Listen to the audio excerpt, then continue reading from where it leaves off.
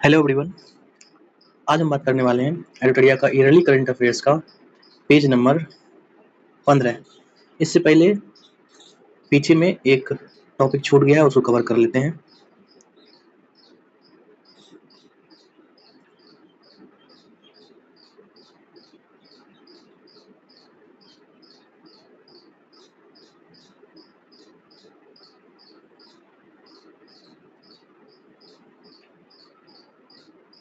जो कि है वर्ष 2025 में आए तूफान या चक्रवात।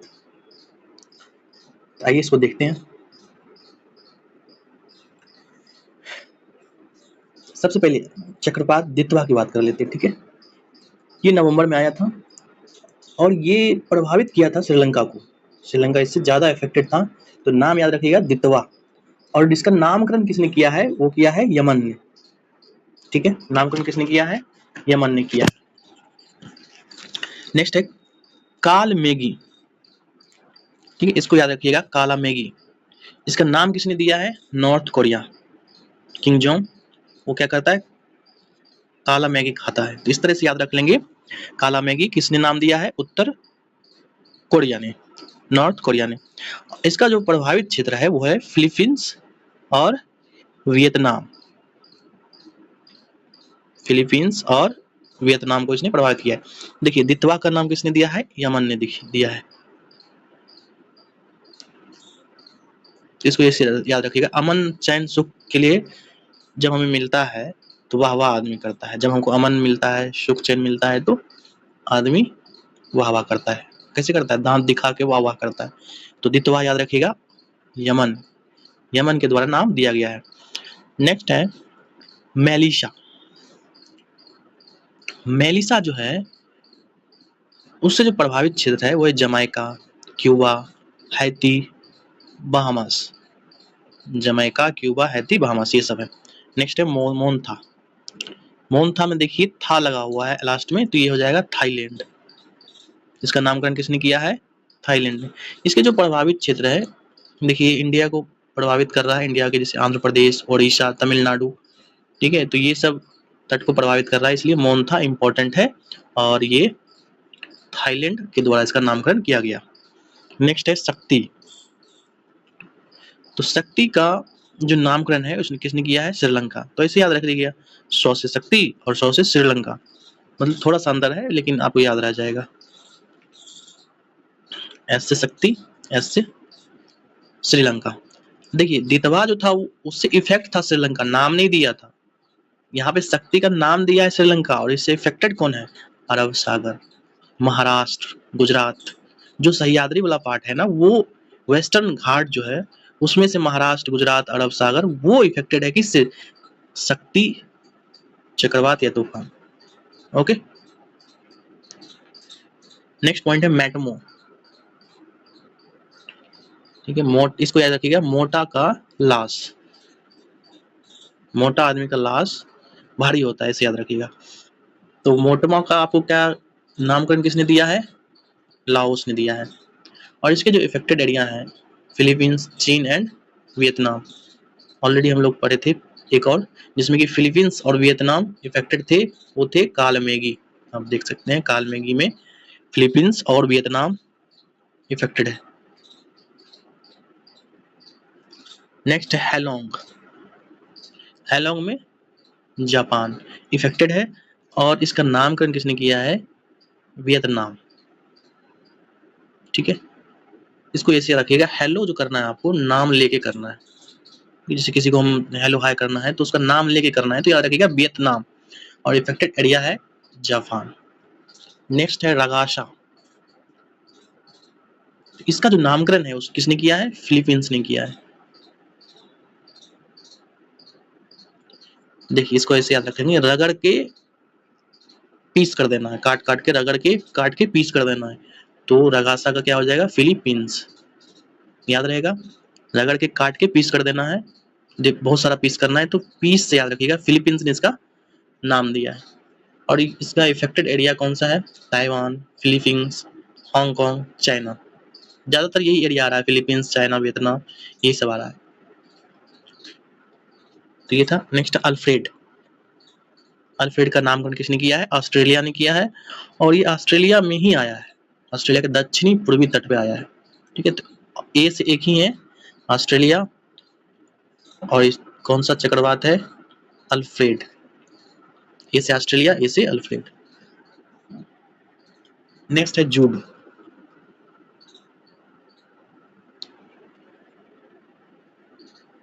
जूड का मॉरिशस।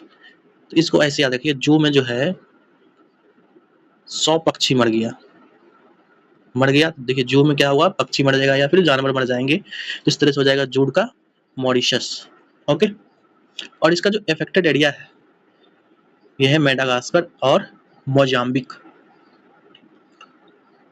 मेडागास्कर और मोजाम्बिक। नेक्स्ट है डिक्लेडी। ये है दक्षिण पश्चिम हिंद सागर अफेक्टेड है, और इसका नामकरण किसने किया है?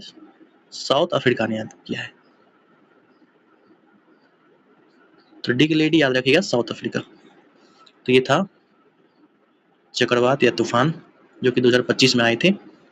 अब हम लोग वापस अपने नए टॉपिक पे जाएंगे।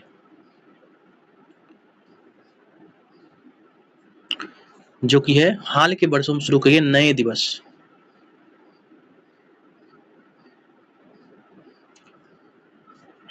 तो चलिए वन बाय वन देखते हैं इसको। आयुर्वेद दिवस, ये शुरू किया गया है 23 सितंबर को।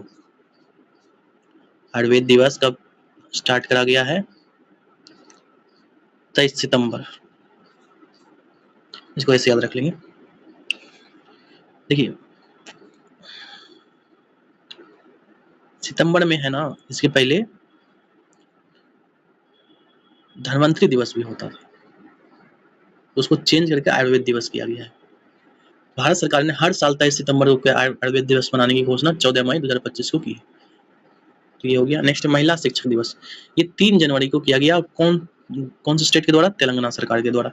किसके जन्मदिन पे? सावित्री बाई फुले की जयंती को प्रत्येक वर्ष महिला शिक्षक दिवस के रूप में मनाने की घोषणा की गई है। नेक्स्ट है विश्व ध्यान दिवस, 21 दिसंबर मंथ के लास्ट में 21 दिसंबर को विश्व ध्यान दिवस मनाने की घोषणा किया गया है। और ये देखिए किनके द्वारा किया गया है? यूएन महासभा ने भारत द्वारा सह प्रायोजित प्रस्ताव, मतलब भारत ने इसको भेजा था और उसको यूएन ने क्या कर दिया? सर्वसम्मति से लागू कर दिया। कौन सा दिवस? विश्व ध्यान दिवस। कौन सा डेट है? 21 दिसंबर। नेक्स्ट है नमो भारत दिवस, ये 21 अक्टूबर से मनाया जाएगा, 21 अक्टूबर को मनाया जाएगा। इस दिन देखिए क्या हुआ, नमो भारत ट्रेन परिचालन का 1 वर्ष पूरा होने के अवसर पर इस दिवस को मनाया गया। समझ गए? नेक्स्ट है हैदराबाद मुक्ति दिवस, ये 17 सितंबर को मनाया जाएगा। ठीक है, हर साल। तो गृह मंत्रालय की घोषणा के अनुसार हैदराबाद मुक्ति दिवस 17 सितंबर 1948 के उस दिन की स्मृति में मनाया जाएगा जब ऑपरेशन पोलो, आपसे पूछा जा सकता है ऑपरेशन पोलो किससे रिलेटेड है? तो हैदराबाद को मिलाने से रिलेटेड है। तो देखिए ऑपरेशन पोलो के तहत हैदराबाद को निजाम के शासन से मुक्त कराया गया था। ऑपरेशन पोलो हमने चलाया था जिससे हैदराबाद को हमने मुक्त कराया। किनके शासन से? निजाम के शासन से। नेक्स्ट है संविधान हत्या दिवस, इसका डेट है 25 जून 25 जून को। और देखिए 25 जून को क्यों संविधान हत्या दिवस मनाया गया? इसका रीजन ये है कि इसी दिन इमरजेंसी लागू हुआ था। देखिए केंद्र सरकार ने प्रतिवर्ष 25 जून को संविधान हत्या दिवस के रूप में मनाए जाने की घोषणा की है। गौरतलब है कि 25 जून 1975 को 25 जून 1975 से 21 मार्च 1977 तक भारत में इंदिरा गांधी की सरकार द्वारा राष्ट्रीय आपातकाल लागू किया गया था, जिसे कथित तौर पर संवैधानिक प्रावधानों का दमन किया गया था। ठीक है, ये था। नेक्स्ट है अंतर्राष्ट्रीय आलू दिवस,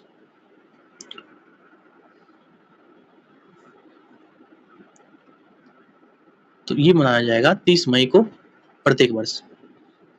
देखिए इसके लिए यूएन महासभा ने आलू के विविध पोषण संबंधी, आर्थिक, पर्यावरणीय, सांस्कृतिक मूल्यों के बारे में जागरूकता बढ़ाने के लिए 30 मई को अंतर्राष्ट्रीय आलू दिवस के रूप में घोषित किया है। नेक्स्ट है विश्व फुटबॉल दिवस, ये 25 मई को मनाया जाएगा हर एक वर्ष। जिसको भी देखिए संयुक्त राष्ट्र महासभा ने प्रत्येक वर्ष 25 मई को विश्व फुटबॉल दिवस के रूप में मनाने का प्रस्ताव पारित कर दिया है। नेक्स्ट है अंतर्राष्ट्रीय मारखोर दिवस, ये इंपॉर्टेंट है। 24 मई को, देखिए 25 मई को फुटबॉल दिवस, 30 मई को अंतर्राष्ट्रीय आलू दिवस, और जब 24 मई को अंतर्राष्ट्रीय मारखोर दिवस। देखिए यूएन जनरल असेंबली ने 24 मई को अंतर्राष्ट्रीय मारखोर दिवस के रूप में मनाने की घोषणा की है। मारखोर को पेंच सिंग वाली बकरी, जंगली बकरी बोला जाता है, जो कि पाकिस्तान का राष्ट्रीय पशु है। ठीक है, पाकिस्तान का राष्ट्रीय पशु क्या है? जंगली बकरी, जिसे हम लोग मारखोर कहते हैं, उसी के नाम से यहाँ पे मनाया जाएगा अंतर्राष्ट्रीय मारखोर दिवस। नेक्स्ट पॉइंट है विश्व बास्केटबॉल दिवस, ये मनाया जाएगा हर एक वर्ष 21 दिसंबर को। ठीक है, संयुक्त राष्ट्र संघ ने 21 दिसंबर 2023 को पहली बार विश्व बास्केटबॉल दिवस मनाने की घोषणा की है। फुटबॉल दिवस 25 मई, बास्केटबॉल दिवस, और ये वर्ल्ड है, ठीक है, वर्ल्ड, वो भी वर्ल्ड था, तो ये 21 दिसंबर को मनाया, 21 दिसंबर को एक और मनाया गया था ध्यान दिवस। ठीक है, नेक्स्ट देखिए नो नॉन वेज डे, ये 25 नवंबर को मनाया जाएगा। 25 नवंबर को नो नॉन वेज डे किसने किया? ये उत्तर प्रदेश सरकार ने साधु टीएल वासवानी, आपसे ये भी पूछा जा सकता है किसकी जयंती पे? साधु टीएल वासवानी की जयंती पर 25 नवंबर को मांस रहित दिवस घोषित किया है। नेक्स्ट पॉइंट है अंतर्राष्ट्रीय अंतरिक्ष दिवस। 23 अगस्त को चंद्रयान 3 का क्या हुआ था? साउथ पोल पे सफल लैंडिंग हुआ था। उसी के उपलक्ष्य में 23 अगस्त को प्रधानमंत्री नरेंद्र मोदी द्वारा राष्ट्रीय अंतरिक्ष दिवस के रूप में मनाने की घोषणा की गई।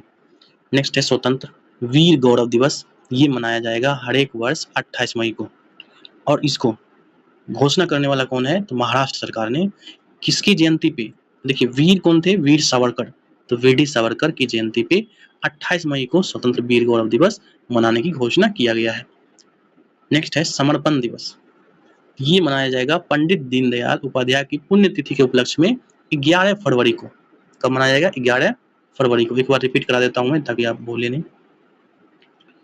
देखिए आयुर्वेद दिवस 23 सितंबर, महिला शिक्षक दिवस 3 जनवरी, किसने किया है महिला शिक्षक दिवस? तेलंगाना सरकार ने।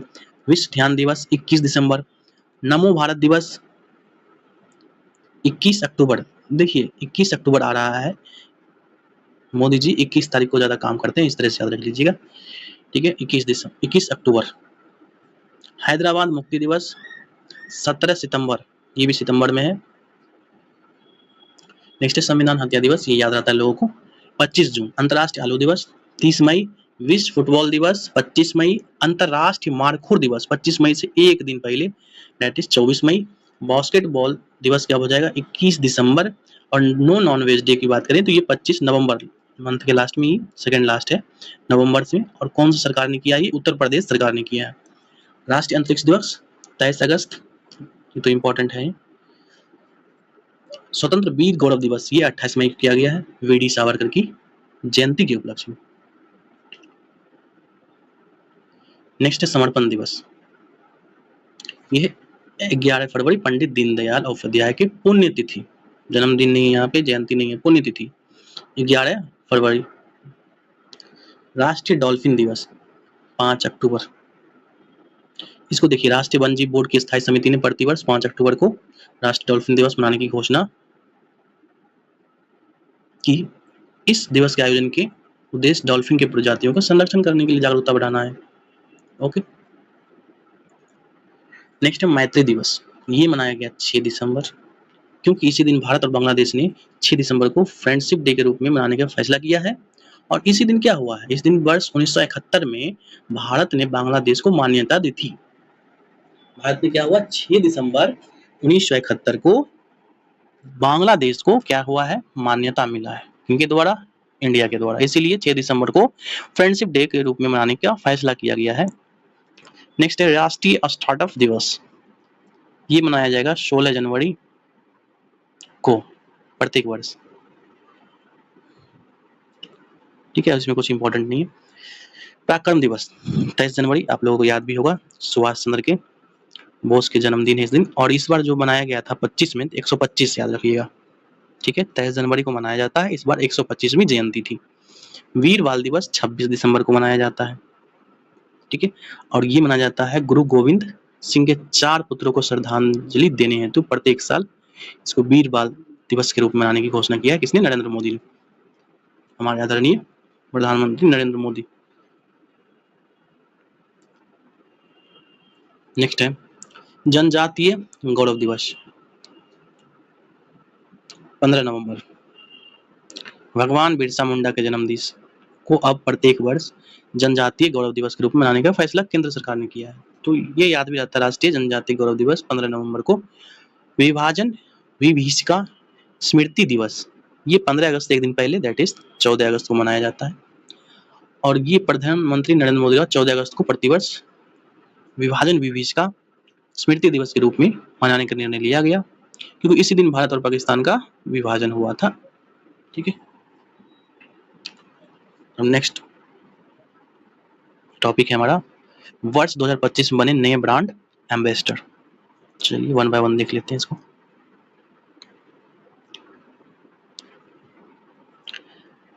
पारादीप फॉस्फेट्स लिमिटेड के ब्रांड एम्बेसडर कौन बने हैं? राहुल द्रविड़।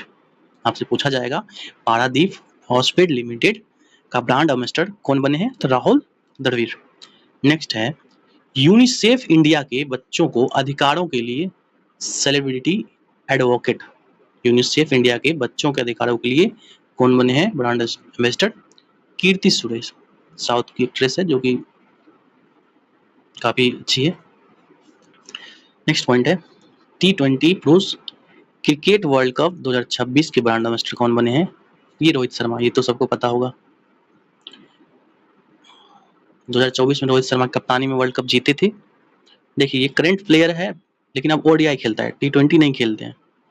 फिर भी करंट प्लेयर को ब्रांड एम्बेसडर पहली बार बनाया गया है, इसलिए ये इंपॉर्टेंट है। इंग्लिश प्रीमियर लीग में भारत के लिए एम्बेसडर कौन है? वो है संजू सैमसन। नेक्स्ट है हरियाणा राज्य महिला आयोग के ब्रांड एम्बेसडर कौन बने हैं? शेफाली वर्मा। शेफाली वर्मा है, बहुत ही अच्छी बैट्समैन है, ओपनिंग करती है, बिल्कुल सहवाग जैसा बैटिंग करती है इसलिए। और ये फाइनल में इसका अच्छा कंट्रीब्यूशन रहा था जब वुमेन्स टीम फाइनल जीती थी साउथ अफ्रीका के साथ। साउथ अफ्रीका हार गई थी। तो देखिए हरियाणा राज्य महिला आयोग के ब्रांड एम्बेसडर कौन बन गए? शेफाली वर्मा। नेक्स्ट है केंद्रीय स्वास्थ्य एवं परिवार कल्याण मंत्रालय के पहले मानसिक स्वास्थ्य राजदूत। देखिए केंद्रीय स्वास्थ्य परिवार कल्याण मंत्रालय मानसिक स्वास्थ्य की बात करेंगे, ठीक है, वो है दीपिका पादुकोण। ठीक, दीपिका पादुकोण मतलब बहुत समझदार एक्ट्रेस है, अगर बोला जाए एक्ट्रेस में भी तो काफी समझदार एक्ट्रेस ही है।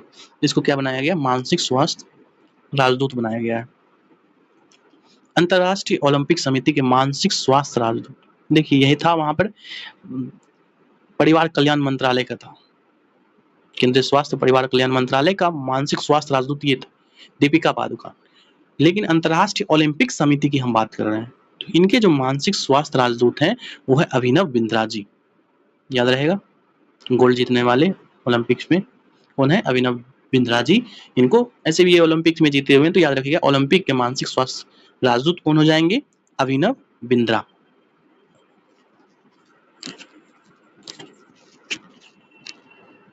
नेक्स्ट पॉइंट है विकसित भारत बिल्डथॉन 2025। इनके जो ब्रांड एम्बेसडर हैं वो शुभांशु शुक्ला। ठीक है, ये स्पेस में जाने वाले रिसेंट इंडियन है। तो विकसित भारत बिल्डथॉन, भारत को विकसित कर रहे हैं, और बिल्डथॉन इस तरह से याद रख लीजिएगा। कौन है इसके एम्बेसडर? शुभांशु शुक्ला। नेक्स्ट है LEVIS, लेविस एलिवाइस, जो भी आप पढ़ते हैं। ग्लोबल ब्रांड एम्बेसडर इनके हैं आलिया भट्ट। ठीक है। नेक्स्ट पॉइंट है बिहार चुनाव के स्वीप आइकन कौन बने हैं? नीतू चंद्रा एंड क्रांति प्रकाश झा। ये इंपॉर्टेंट है, ये थे बिहार चुनाव के sweep icon Neetu Chandra and Kranti Prakash Jha. चांद पे जाकर क्रांति करनी है बिहार के चुनाव के लिए, इस तरह से आप याद रख सकते हैं। नेक्स्ट पॉइंट है नमो युवा रन अभियान के ब्रांड एम्बेसडर कौन बने? तो ये बने मिलिंद सोनम। नमो युवा रन अभियान, ये पूछा जाएगा आपसे तो बोलिएगा इसका ब्रांड एम्बेसडर कौन बने हैं, मिलिंद सोनम। जोमेटो के ब्रांड एम्बेसडर जो बने हैं शाहरुख खान।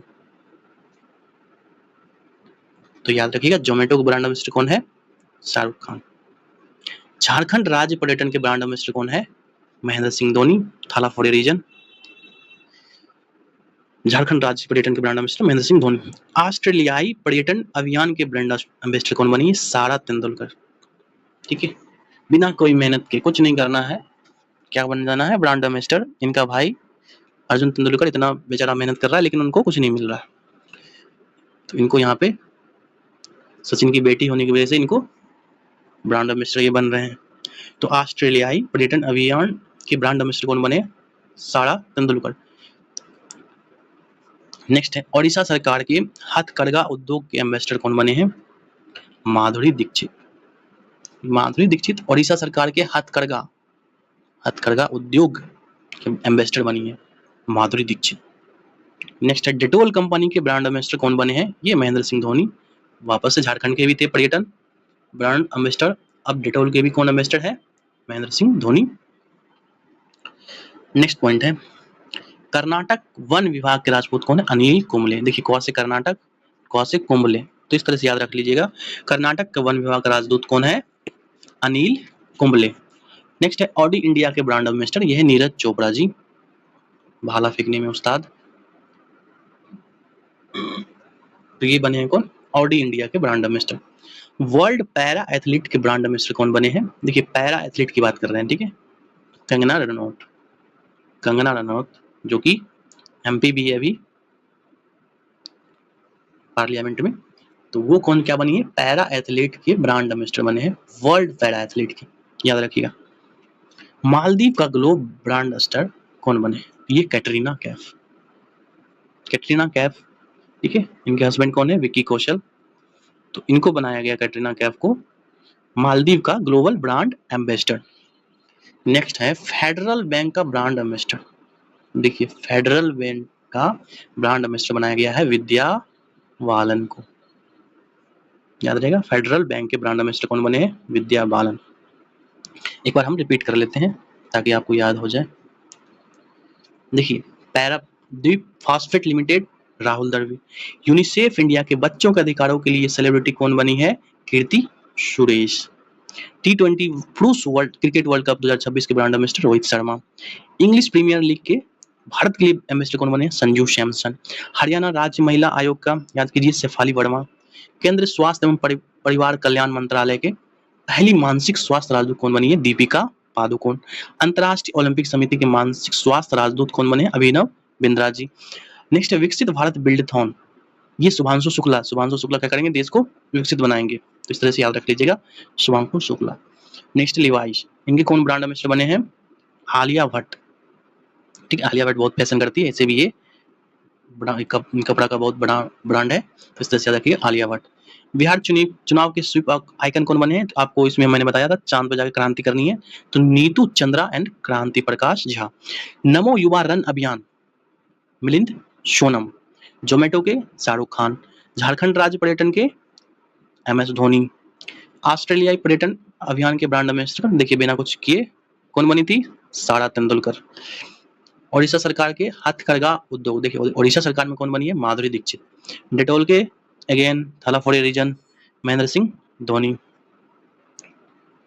कर्नाटक वन विभाग के कौन बने हैं, कर्नाटक कैसे कुंबले। ऑड इंडिया के Neeraj Chopra. World para athlete आपको बोले थे, वर्ल्ड पैरा एथलीट के बने हैं हमारे बहुत ही फेमस एक्ट्रेस जो कि पार्लियामेंट में MP भी है, कंगना रनौत। ओके, नेक्स्ट है मालदीव की ग्लोबल ब्रांड एम्बेसडर कौन बनी है, कैटरीना कैफ। फेडरल बैंक की ब्रांड एम्बेसडर कौन बनी है, विद्या बालन। अब देखिए टाटा मोटर्स के ब्रांड एम्बेसडर कौन बने, विकी कौशल। कैटरीना कैफ के हस्बैंड जी आगे विकी कौशल जो बने हैं वो टाटा मोटर्स के बने हैं, ठीक है। और ऐसे याद रखिए टाटा मोटर्स पे आपको बैठ के कहाँ जाना है, मालदीव घूमने जाना है, ठीक है। तो मालदीव का कैटरीना कैफ और उनके हस्बैंड हो जाएंगे टाटा मोटर्स के brand ambassador.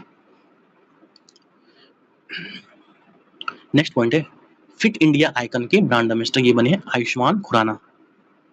Fit India Ayushman Khurana, देखिए खुराक खा खा के होना है आपको, फिट होना है, मतलब सही खुराक लीजिएगा तो क्या हो रहिएगा, फिट रहिएगा। तो इस तरह से याद रखिएगा आप आयुष्मान खुराना, सही खुराक खाइएगा तो आप आयुष्मान होइएगा, इस तरह से याद रखिएगा, फिट होइएगा। तो फिट इंडिया के आइकन कौन ब्रांड एम्बेसडर बने हैं, आयुष्मान खुराना। टाटा मोटर्स का भी हमने पढ़ा ही ऑलरेडी, विकी कौशल।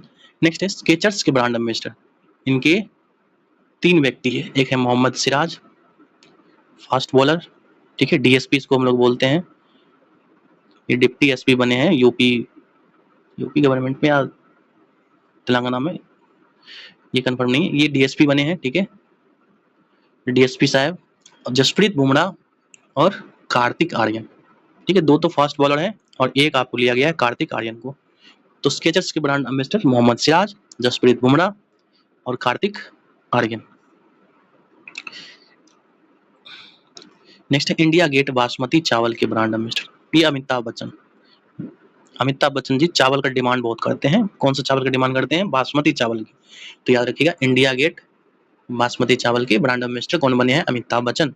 नेक्स्ट है फिक्की फ्रेम्स के ब्रांड एम्बेसडर कौन बने हैं, इसके देखिए आयुष्मान खुराना। ठीक है, खुराक फीका हो गया, जो खुराक लेते थे आप वो फीका पड़ गया, काम नहीं किया ठीक से। याद रखिएगा फिक्की फ्रेम्स के ब्रांड एम्बेसडर कौन है, आयुष्मान खुराना। नेक्स्ट है प्यूमा इंडिया के ब्रांड एम्बेसडर कौन बने हैं, पीवी सिंधु। देखिए पी से प्यूमा और पी से पीवी सिंधु।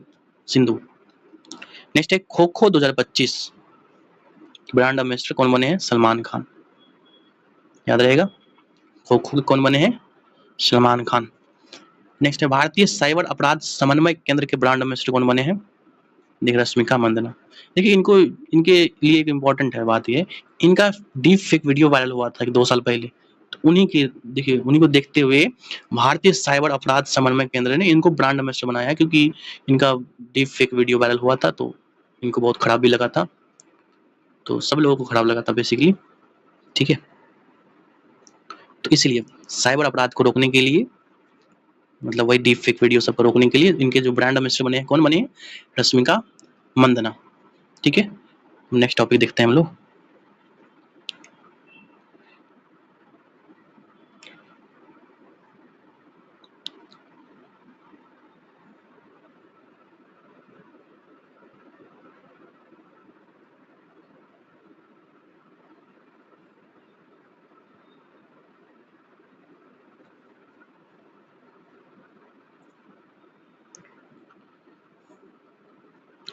नेक्स्ट है 18वीं लोकसभा चुनाव परिणाम, इसको हम थोड़ा फास्ट में देखेंगे क्योंकि ये 2024 में ही हुआ है और मार्च में हुआ है, तो उतना इम्पोर्टेंट नहीं है हमारे लिए।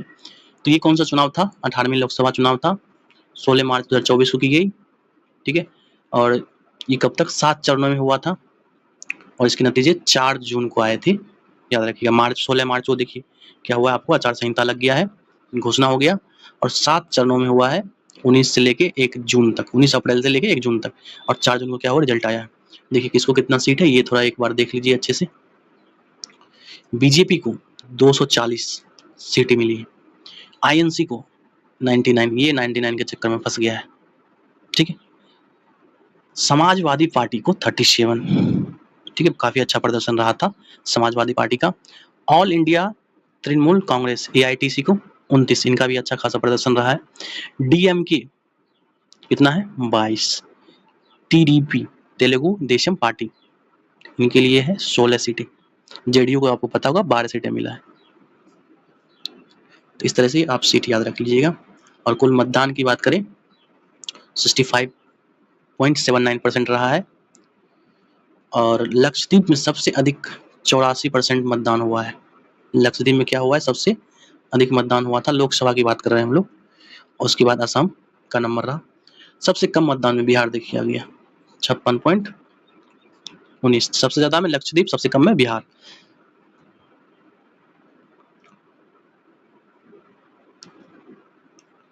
नेक्स्ट है चुने गए सांसद की औसत आयु 56 वर्ष है।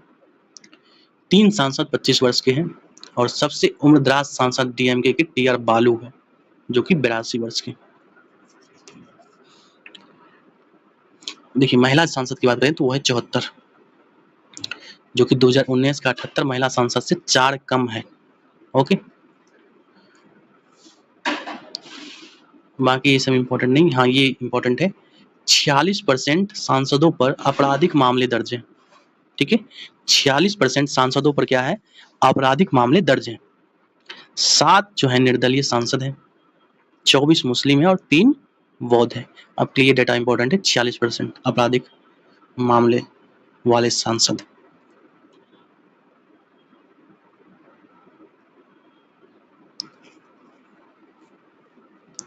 देखिए इंदौर लोकसभा में रिकॉर्ड दर्ज हुआ है, 3 नए रिकॉर्ड। ये है भाजपा प्रत्याशी शंकर लालवानी को सर्वाधिक वोट मिला।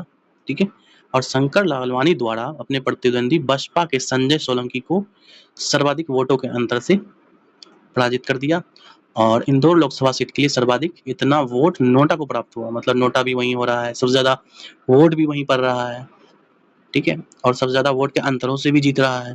तो तीनों चीजें आपको इंदौर लोकसभा सीट पर हुआ है। कि वर्ष 2019 में गोपालगंज जो बिहार में नोटा सर्वाधिक हुआ था, उससे काफी यहाँ पे बढ़ गया है, 2 लाख चल गया। सूरत से देखिए, याद रखिएगा, मुकेश दलाल निर्विरोध चुनाव जीते। और श्री नरेंद्र मोदी पंडित जवाहरलाल नेहरू के बाद लगातार तीसरी बार प्रधानमंत्री के रूप में शपथ लेने वाले दूसरे व्यक्ति बन गए। तो ये था आज का टॉपिक। इसके अगले लेक्चर में हम लोग बात करेंगे जीआई टैग के बारे में। ठीक है, वीडियो में बने रहने के लिए बहुत बहुत धन्यवाद। अगर आपको पसंद आया हो तो सब्सक्राइब करें, लाइक करें।